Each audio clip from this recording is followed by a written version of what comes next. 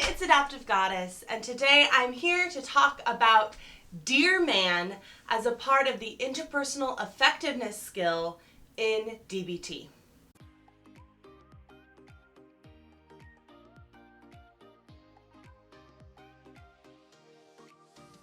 So Dearman is a skill where you kind of are talking to someone and trying to get something out of it. So whether you are talking to your child or talking to your parent and you want something to change in the dynamic or maybe a change in rule, this is a great way when you're talking to a group and you want something to change.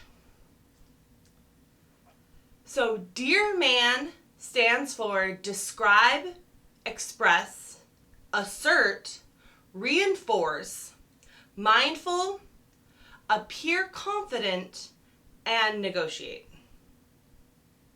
So describe is describing the situation. What is going on? Why are you having this conversation with this person? Use facts and avoid attacking.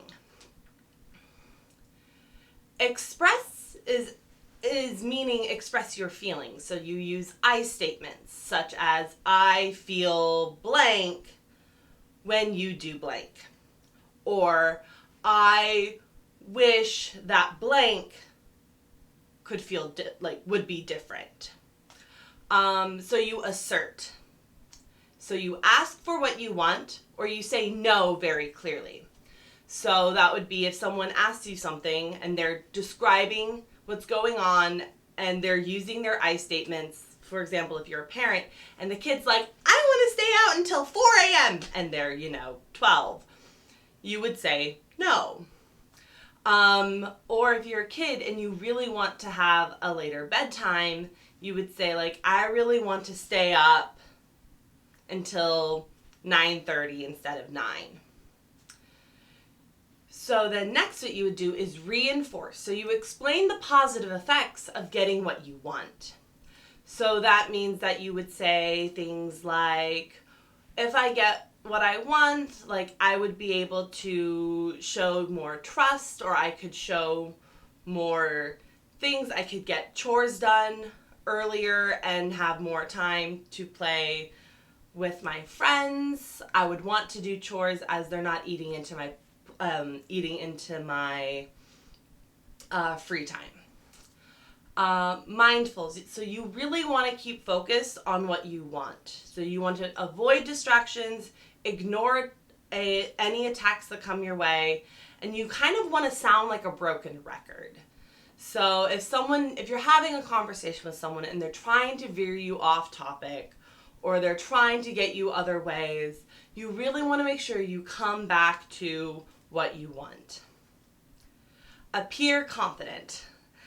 I understand that is a lot easier said than done, but the best thing I can say is before you have this conversation, look into a mirror, look at what you look like. If you're kind of more timid and a little bit shyer, people are going to not necessarily take you seriously. And while that is so on them, it does help to kind of meet them halfway in a conversation. So if you appear more confident, people are going to take you more seriously. I wish that was different. It is part of human psychology. So my biggest tip is practice using a confident tone. And don't mumble, don't whisper. Appear as though they're going to say yes. That's what I do in my brain to kind of appear more confident. People are just going to say yes. And when you kind of have that mindset, you are able to appear more confident. Lastly, it's negotiate. And so you have to be willing to give to get. And you ask for the other person's input, because in conversations, when there is a solution, if people don't have skin in the game, they're not going to want to follow through. If they don't have any input or any sort of buy-in into the solution, they are not going to want to follow through with it. They're going to want to do what they want to get what they need.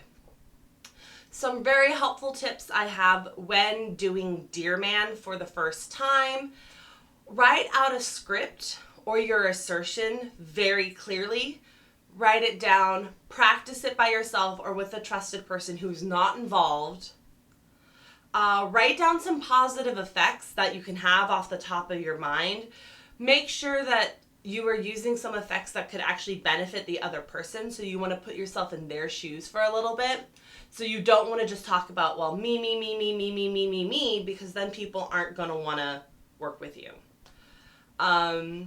And know ahead of time what compromises you are willing to kind of give. If you kind of have negotiate in your brain from the start of it, you're going to write out a very thoughtful script or a very thoughtful assertion that is harder for the other person to kind of come and attack with.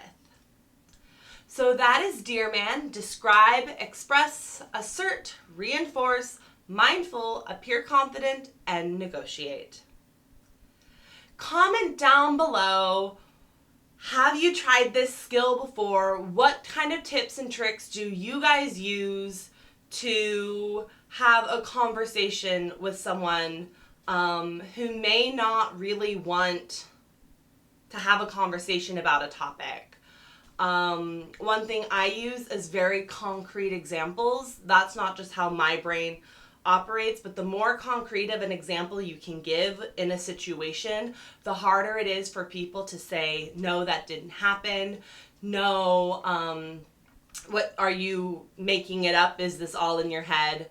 And how I negate those kind of comments is I use very factual information. So if someone was to say, well, are you sure you're not blowing it out of proportion in your head? I would say that's a thinking trap. It's called catastrophizing. I know when I'm doing it and I'm not doing it. Things like that I found very helpful. So yeah, comment down below any tips or tricks you like to use.